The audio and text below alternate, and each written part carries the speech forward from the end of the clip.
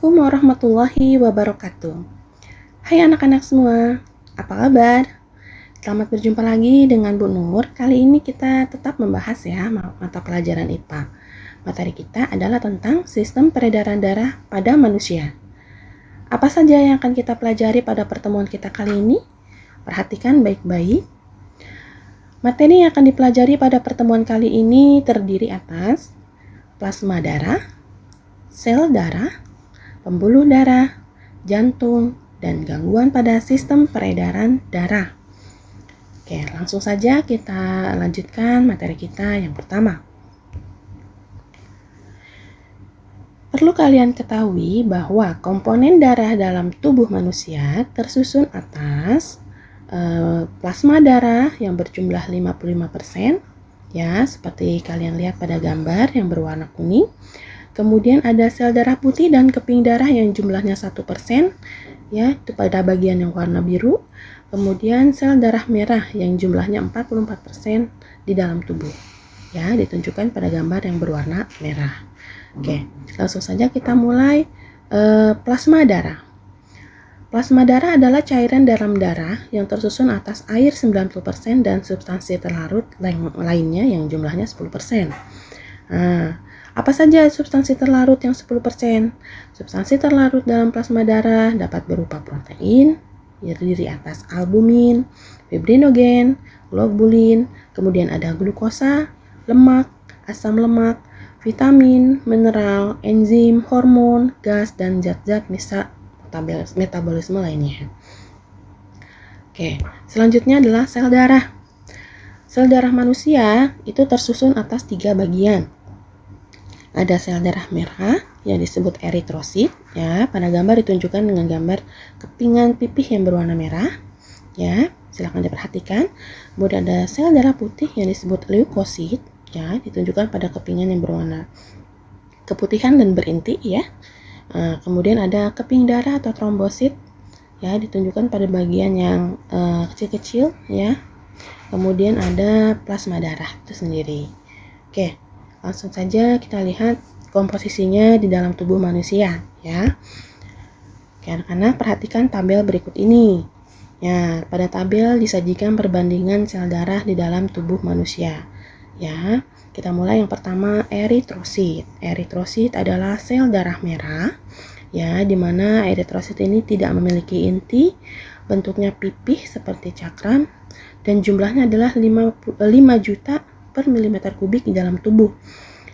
Tempat dihasilkannya adalah hati dan tulang pipih, ya, tulang sejati. Kemudian fungsinya untuk mengangkut oksigen dan karbon dioksida dalam tubuh. Adapun kelainan pada eritrosit ini diantaranya ada anemia, ya, kemudian juga ada talasemia.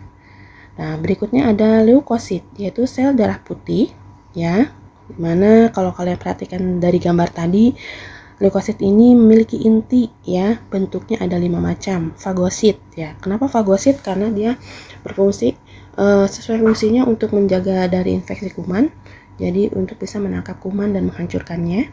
Nah, fagosit itu sifat untuk menangkap kuman, ya anak-anak. Kemudian jumlahnya 9.000 per milimeter kubik di dalam tubuh. Nah, dihasilkan pada kelenjar limfa, ya. Fungsinya tadi menjaga dari infeksi kuman. Dan kelainan pada leukosit ini diantaranya ada leukopenia, kemudian ada leukositosis dan leukemia, ya. Kemudian terakhir ada trombosit atau keping darah, ya, dimana trombosit ini tidak memiliki inti, bentuknya tidak beraturan, kemudian jumlahnya 250.000 per milimeter kubik dalam tubuh, kemudian dibentuk dalam sumsum tulang dan fungsinya membekukan darah. Kelainan pada trombosit ini antara lain adalah hemofilia, ya. Baik, kita mulai penjelasan kita selanjutnya anak-anak, yaitu jantung. Nah, perhatikan gambar pada bagian paling kanan. Ini adalah bagian-bagian jantung. Jika kalian perhatikan, bagian-bagian jantung ini terdiri dari 4 ruang, yaitu ada serambi kiri, serambi kanan, ya, atau atrium. Kemudian ada 2 bilik, ya, bilik kiri dan bilik kanan. Nah, jantung ini berfungsi untuk memompa darah anak-anak, ya. Oke, kita lihat lagi penjelasan kita berikutnya. Pembuluh darah.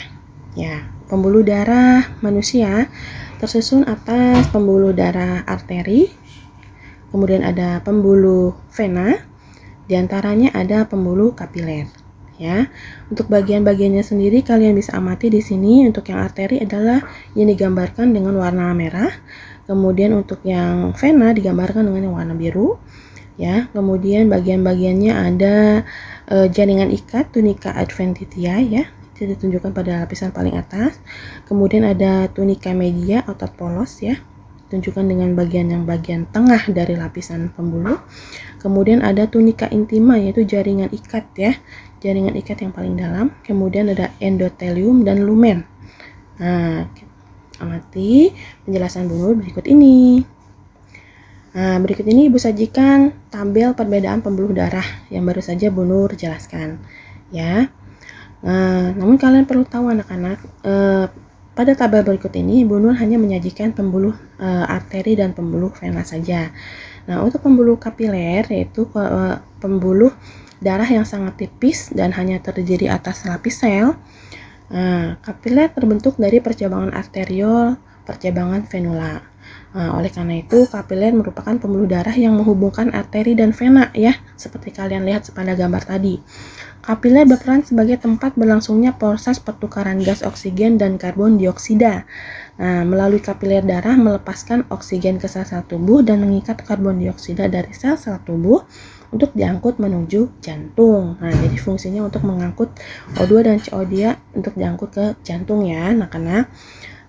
Perhatikan kembali tabel berikut ini, ya. Pembuluh nadi disebut juga pembuluh arteri, ya, tempatnya agak ke dalam, tersembunyi dalam tubuh. Dinding pembuluhnya tebal, kuat, dan elastis. Kemudian aliran darahnya dari jantung, denyutnya terasa. Jika kalian rasakan pada bagian tangan kalian, ya, kalian bisa rasakan dia terasa. Kemudian katup hanya di satu tempat, ya, dekat jantung. Kemudian jika terluka, darah akan memancar keluar. Selanjutnya ada pembuluh balik atau pembuluh vena. Ya, tempatnya dekat permukaan tubuh anak-anak. Warnanya agak kebiru-biruan. Jika kalian amati pada tangan kalian akan menemukan warna biru-biru panjang. Itu adalah bagian vena, ya, pembuluh vena. Dindingnya tipis, tidak elastis, aliran darahnya menuju jantung, denyut tidak terasa, katup di sepanjang pembuluh, dan jika terluka dia tidak memancar, hanya menetes saja, ya. Oke, menurut kira ini cukup jelas. Kita lanjutkan materi kita berikutnya. Ini adalah urutan peredaran darah besar dan kecil. Anak-anak, peredaran darah di dalam tubuh manusia itu berlangsung di dalam pembuluh, ya, sebagaimana baru saja Bu Nur jelaskan. Peredaran darah manusia ini disebut peredaran darah tertutup, ya. Setiap kali beredar, darah 2 kali melewati jantung, sehingga disebut juga peredaran darah ganda. Peredaran darah ganda ini dibedakan menjadi 2, ada peredaran darah besar dan peredaran darah kecil, ya. Perhatikan gambar peredaran darah besar, ya, itu ditunjukkan pada gambar dimulai dari 4, 12, 6, 7, 5, dan 1. Apa saja? Dimulai dari bilik kiri jantung, kemudian aorta, kemudian bergerak ke arteri, kemudian ke seluruh tubuh, kemudian vena, dan terakhir ke serambi kanan, ya. Perhatikan gambarnya. Selanjutnya peredaran darah kecil, ya. Peredaran darah kecil dimulai dari bilik kanan, kemudian arteri pulmonalis, paru-paru, vena pulmonalis, dan terakhir serambi kiri, ya. Silakan kalian amati gambarnya. Pada gambar yang diberi warna biru adalah daerah yang banyak mengandung oksigen, yaitu bagian kiri jantung. Kemudian pada bagian yang beri warna abu-abu adalah darah yang banyak mengandung CO2 atau bagian kanan jantung, ya. Oke, saya kira cukup. Selanjutnya materi kita yang terakhir yaitu gangguan pada sistem peredaran darah manusia. Anak-anak, pada materi terakhir ini sebetulnya materi kita sudah banyak, ya. Kalian bisa cari banyak wawasan mengenai gangguan pada sistem peredaran darah manusia. Karena gangguan ini bisa terkait pada sistem peredaran darahnya, bisa juga terjadi pada organnya. Nah, di sini Bu Nur sajikan beberapa, ya, diantaranya ada hemofilia. Ya, hemofilia adalah kelainan pada darah di mana darah sulit membeku. Ini terjadi pada keping darah anak-anak. Biasanya keping darahnya dikarenakan tidak kekurangan vitamin K, ya, sehingga ketika kalian terluka darah sulit membeku. Kemudian sebelah kanan ada sel darah merah eritrosit yang normal, ya, namun di bawah disajikan eritrosit yang bentuknya abnormal, ya. Ya, sickle cell anemia adalah sel darah merah yang bentuknya berbeda, ya, bentuknya sabit. Nah, kemudian ada thalassemia, yaitu sel darah merah yang kekurangan hemoglobin, yaitu memberi warna merah pada darah yang sifatnya oksihemoglobin, ya, mengikat oksigen, sehingga orang-orang yang mengalami penyakit thalassemia ini akan kesulitan dalam proses pengangkutan oksigen dan karbon dioksida dalam tubuh. Nah, anak-anak, silakan kalian tambahkan wawasan kalian berkaitan dengan gangguan pada sistem peredaran darah ini, ya. Nanti bisa kalian diskusikan dengan teman-teman dan kita bisa saling berbagi pengetahuan kita tentang sistem peredaran darah ini. Baik, materi kita yang terakhir sudah selesai. Bu Nur kira cukup untuk pembahasan kita kali ini. Terima kasih atas perhatian kalian. Semoga apa yang kita pelajari bisa bermanfaat di masa depan. Sampai jumpa lagi. Wassalamualaikum warahmatullahi wabarakatuh.